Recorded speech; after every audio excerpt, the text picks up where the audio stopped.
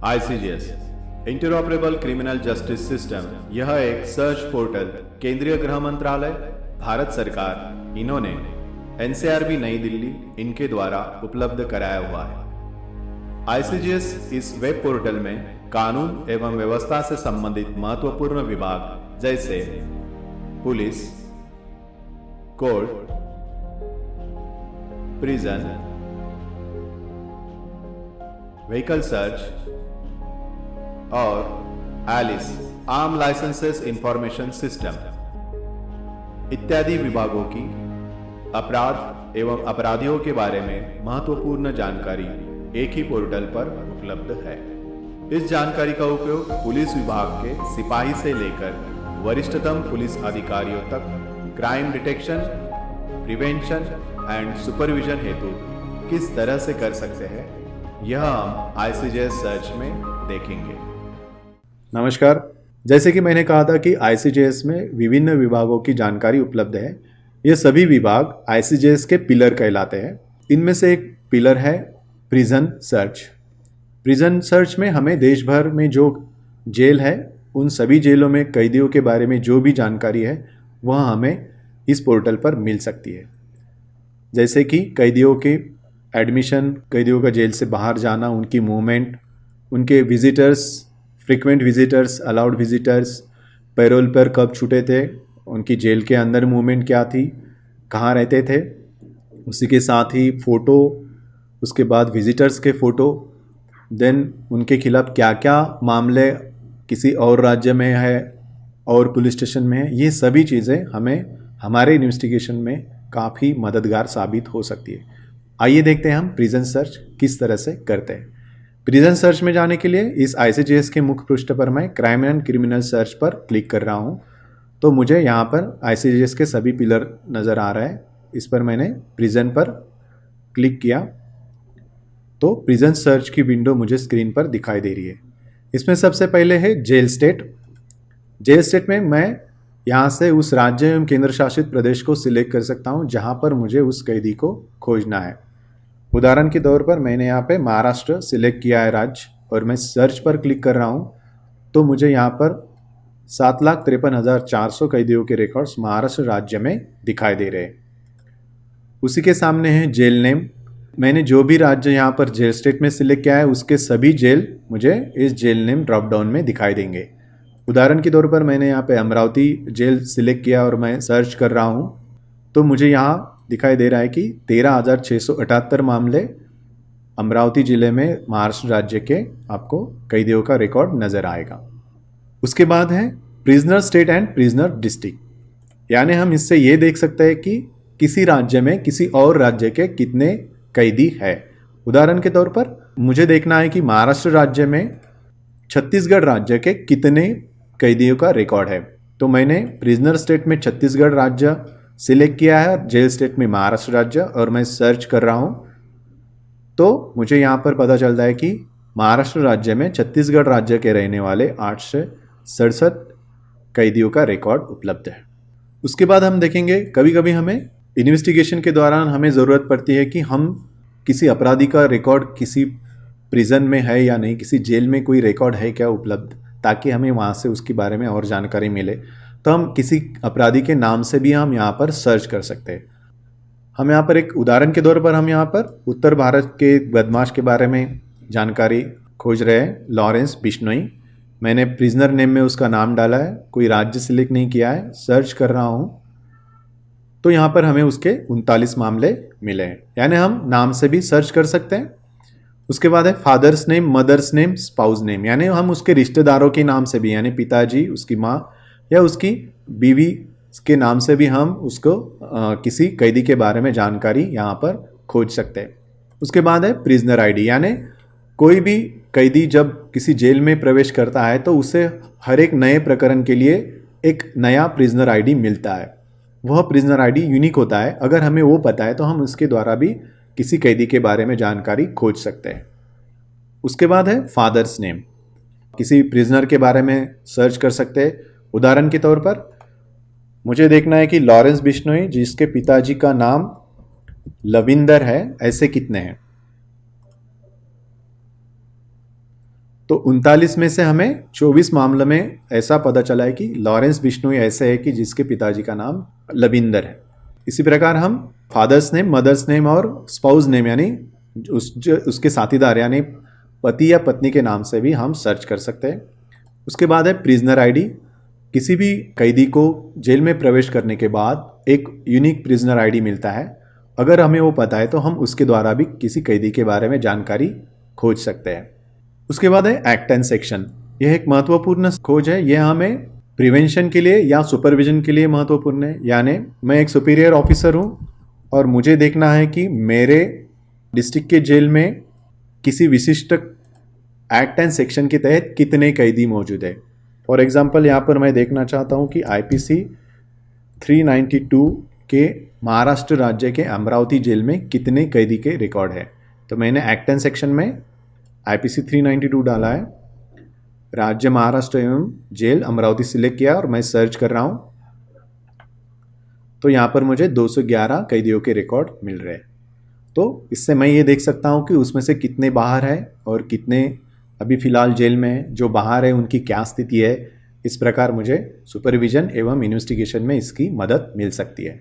तो हमने देखा कि प्रिजन सर्च में हम कहाँ कहाँ सर्च कर सकते हैं, कौन से राज्य एवं ज़िले के प्रिजनर्स सर्च कर सकते हैं, बाय नेम उसके रिश्तेदारों के नाम से हम कैसे सर्च कर सकते हैं, प्रिजनर आईडी से, एक्ट एंड सेक्शन से कैसे सर्च कर सकते हैं। अब हम देखेंगे कि हम जब सर्च करते हैं तो हम उस सर्च को अधिक सटीक एवं परिणामकारक कैसे बना सकते हैं फिल्टर की मदद से। तो मैंने यहाँ पे ये नाम सर्च कर रहा हूँ तो मुझे जो 39 रिकॉर्ड लॉरेंस बिश्नोई के मिले हैं, तो मैं इसे और सटीक एवं परिणामकारक इन फिल्टर की मदद से कैसे कर सकता हूँ। अपने स्क्रीन की बाईं तरफ मुझे फिल्टर्स नज़र आ रहे हैं। सबसे पहला है एडमिशन डेट रेंज। यहाँ से मैं इस तरह से फिल्टर कर सकता हूँ कि ये जो 39 मामले हैं लॉरेंस बिश्नोई के, उनमें से ऐसे कितने मामलों में वो पिछले 7 दिनों में, पिछले 30 दिनों में, पिछले 3 महीने में या 1 साल में या कस्टम रेंज यानी 2 तारीखों के बीच में जेल में आ चुका है, यानी उसका एडमिशन हो चुका है। तो यहाँ पर मैं 1 साल सिलेक्ट कर रहा हूँ, मैं अप्लाई कर रहा हूँ। तो देखिए मुझे 39 में से एक मामला ऐसा नज़र आ रहा है कि वो पिछले 1 साल में जेल में आ चुका है। उसी तरह रिलीज डेट रेंज भी हम ये देख सकते हैं कि इन 39 मामलों में से ऐसे कितने मामले हैं कि जिनमें वह लास्ट 7 डेज में, 30 डेज में, पिछले 3 महीने में, 1 साल में या 2 तारीखों के बीच में जेल से रिहा हुआ है। तो वो भी हम फिल्टर यहाँ लगा सकते हैं। उसके बाद है स्टेट्स। हम ये देख सकते हैं इन 39 मामले में कौन से राज्य में कितने मामले हैं। तो आंध्र प्रदेश में 1, चंडीगढ़ में 3, गोवा में 3, महाराष्ट्र में 1, पंजाब में 24। अगर मैं उस राज्य पर क्लिक करता हूँ तो मुझे दिखाई देता है कि उसके कौन से जिलों में है। तो फरीदकोट में मुझे 24 नज़र आ रहा है। फरीदकोट पर मैं जब क्लिक करता हूँ तो मुझे नज़र आता है कि सेंट्रल जेल फरीदकोट में 24 मामले। मैं चाहिए उस जेल में और किसी भी राज्य के किसी भी जिले एवं जेल को मैं सिलेक्ट करके अप्लाई करूँगा तो मुझे सिर्फ सिलेक्टेड राज्य एवं जेल का ही वहाँ पर डाटा दिखाई देगा। तो मैं इस तरह से अपने फिल्टर, अपनी सर्च को स्पेसिफिक कर सकता हूँ। उसके बाद फिल्टर है जेंडर। मैं खोज रहा हूँ कैदी, मुझे पता है कौन सी जेंडर का है, तो मैं सिंपली वहाँ से वही जेंडर सिलेक्ट करके उतना ही डाटा मैं देख सकता हूँ। हो सकता है कई नाम अलग अलग जेंडर में भी हो। उसके बाद रिलीजन। एक ही नाम अलग अलग रिलीजन में भी हो सकता है, लेकिन हमें पता है हम सर्च कर रहे हैं उस कैदी का रिलीजन कौन सा है, तो हम यहाँ से उसके रिलीजन को सिलेक्ट कर सकते हैं और अप्लाई कर सकते हैं। उसी तरह से नेशनलिटी। एक ही नाम के अलग लोग हो सकते हैं और वो अलग अलग नेशनलिटी के हो सकते हैं, लेकिन हमें पता है हमें कौन सी नेशनलिटी के कैदी को खोजना है, तो हम उसी की नेशनलिटी को सिलेक्ट करेंगे और अप्लाई करेंगे। Caste category. उसी तरह से कास्ट के बारे में अगर हमें पता है कैदी की, तो हम उसकी कास्ट को सिलेक्ट करके अप्लाई कर सकते हैं और उतना ही रिकॉर्ड हम देख सकते हैं। उसी तरह से एजुकेशन भी है, एजुकेशन को भी हम सिलेक्ट कर सकते हैं। मैरिटल स्टेटस यानी वैवाहिक स्थिति। हम जिस कैदी को खोज रहे हैं वो उसके वैवाहिक स्थिति के बारे में अगर हमें पता है तो हम उसे सिलेक्ट कर सकते हैं। केस टाइप में देखिए 39 में से 33 केस FIR के बारे में है, CR 2 में है, और केस स्टेटस में एडजमेंट 20 है, पेंडिंग 10 है, कन्विक्शन 2 है। इस तरह से केस स्टेटस से भी हम फिल्टर लगा सकते हैं। उसके बाद फिल्टर है बेलेबल। तो 39 में से 35 मामले बेलेबल है। और प्रिजनर टाइप में हम देख सकते हैं कि यह 26 बार कन्विक्शन केस में आया है, अंडर ट्रायल 9 केस में आया और रिमांड में 4 बार आया है।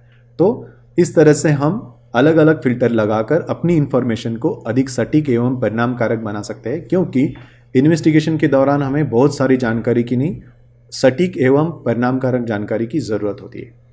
अब हम देखेंगे कि किसी एक रिकॉर्ड में क्या महत्वपूर्ण जानकारी है। मैं इस रिकॉर्ड पर क्लिक कर रहा हूँ तो ये 3 टैब मुझे दिखाई दे रहे हैं। पहले टैब में उसके नाम, उसका डिटेल्स है, दूसरे में केस एंड जेल इंफॉर्मेशन है, तीसरा महत्वपूर्ण टैब है लिंक डॉक्यूमेंट्स। इसमें हमें इस कैदी के रिकॉर्ड के संबंध में पुलिस एवं कोर्ट विभाग की भी जानकारी यहाँ पे दिखाई दे रही है। तो हम यहाँ से उन विभागों की जानकारी भी देख सकते हैं।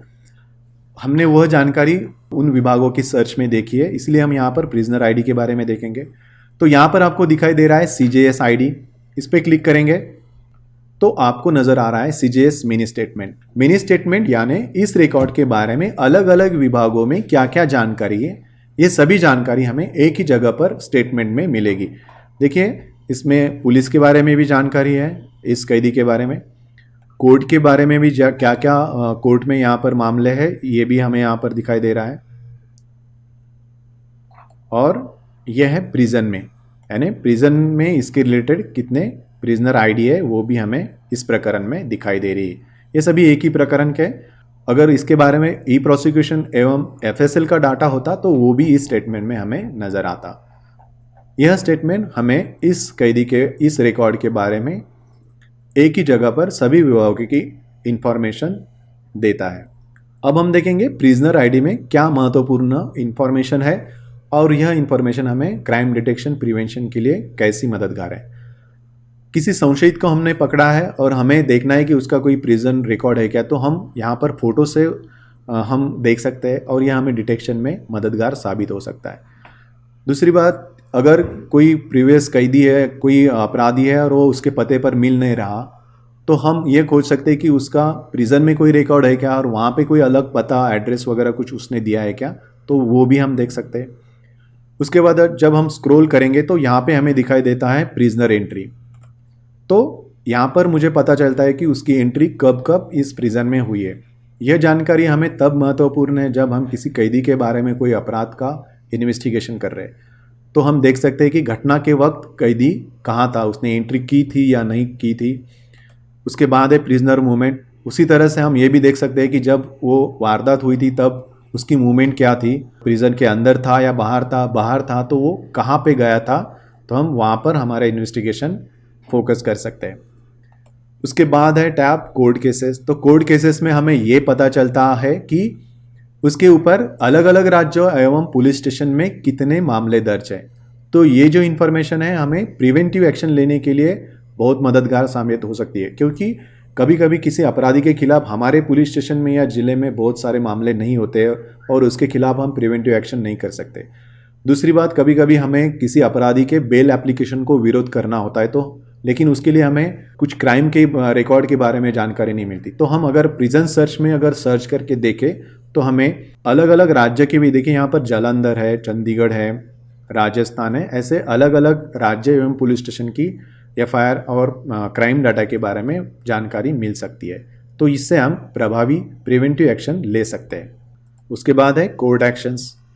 यहाँ से हमें पता चलता है कि एडजमेंट है, कहीं पे कन्विक्शन है। उसके बाद सबसे इम्पोर्टेंट है कन्विक्शन। तो यहाँ पर मुझे पता चलता है कि सेशन कोर्ट चंडीगढ़ में जजेस के नाम भी है, यहाँ पर कौन सी तारीख को उसे कन्विक्शन हुआ था और कितने साल का अवधि का कन्विक्शन हुआ था। तो ये जानकारी मुझे किसी क्राइम के इन्वेस्टिगेशन में बहुत इंपॉर्टेंट होती है, क्योंकि अगर किसी कैदी का पूर्व कन्विक्शन भी है तो मुझे उसने अगर कोई नया अपराध किया है तो कुछ कानून में प्रावधान है कि हम एडिशनल सेक्शंस लगा सकते हैं, उसकी बेल कैंसिलेशन के लिए इनिशिएट कर सकते हैं या प्रभावी कुछ प्रिवेंटिव एक्शन उसके ऊपर ले सकते हैं। उसके बाद अपील, यहाँ पर उसका कोई अपील नहीं है, रेमिशंस भी नहीं है। बाद में है महत्वपूर्ण अलाउड विजिटर्स और विजिटर्स। ये बात हमें डिटेक्शन के लिए काफ़ी मददगार साबित हो सकती है। किसी कैदी ने अगर कोई जुर्म किया है और वो लापता है, मिल नहीं रहा है, तो हम इन विजिटर्स की मदद से उस तक पहुंच सकते हैं, क्योंकि ये जो विजिटर्स होते हैं या तो उसे आश्रय देने वाले होते हैं या उसे पैसे की मदद करने वाले होते हैं या फिर उसे हथियार या किसी वाहन की मदद करते हैं। या फिर कोई ना कोई ये इनके खास होते हैं, तो ये इनके संपर्क में ज़रूर आ सकते हैं। तो अगर हम इन विजिटर्स पे निगरानी रखें तो हम उस अपराधी तक पहुंच सकते हैं। उसके बाद है लॉजिंग। लॉजिंग से हमें ये पता चलता है कि ये जेल में कौन सी बैरक में था, तो हम ये अंदाज़ा लगा सकते हैं कि उस बैरक में और कौन था और क्या संभाव्य नई गैंग तैयार हुई होगी और क्या नई मोडस तैयार हुई होगी। उसके बाद इम्पोर्टेंट है पैरोल। अगर हम किसी कैदी के बारे में कोई जुर्म का इन्वेस्टिगेशन कर रहे हैं तो हम पैरोल से ये देख सकते हैं कि वो जब घटना हुई थी तब पैरोल पे था या नहीं था। इस तरह से काफ़ी महत्वपूर्ण जानकारी हमें जेल के रिकॉर्ड के अंदर मिलती है और हम इसी प्रकार उसका क्राइम डिटेक्शन, प्रिवेंशन और सुपरविजन के लिए इस्तेमाल कर सकते हैं। तो प्रिजन सर्च में हमने देखा कि किसी राज्य में एवं उस राज्य के जेल में हम कैदी को कैसे खोज सकते हैं, किसी राज्य एवं किसी राज्य के जिले के कैदी को हम कैसे खोजें, उसके नाम से, उसके रिश्तेदारों के नाम से कैसे खोज सकते हैं, प्रिजनर आईडी से, एक्ट एंड सेक्शन से हम कैसे खोज सकते हैं। उसके बाद हमने देखा कि हमने जो खोज की है उसे अधिक सटीक एवं परिणामकारक बनाने के लिए हम फिल्टर्स का कैसे इस्तेमाल कर सकते हैं। और उसके बाद हमने देखा कि हम एक रिकॉर्ड में क्या महत्वपूर्ण जानकारी है और उसकी मदद से हम क्राइम डिटेक्शन, प्रिवेंशन और सुपरविजन किस तरह से कर सकते हैं। मुझे आशा है कि प्रिजन सर्च की यह जानकारी आपको डिटेक्शन में, प्रिवेंशन और सुपरविजन में काफ़ी मददगार साबित होगी। धन्यवाद।